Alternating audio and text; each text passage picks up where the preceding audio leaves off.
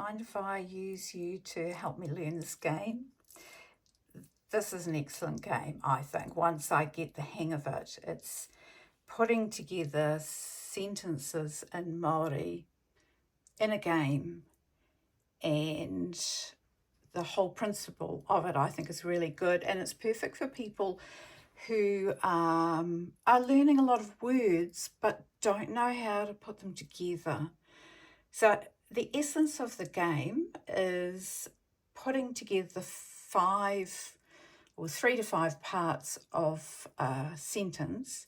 You're starting with this pink set, the time marker. The blue is the action. The third one is the who's doing it, essentially. 4 is the connector. 5 is the receiver. So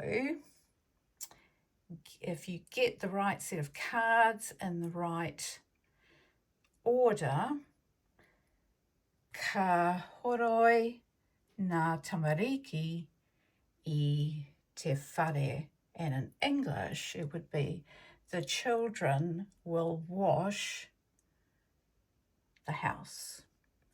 So I recommend this set, and particularly if you can play it with other people.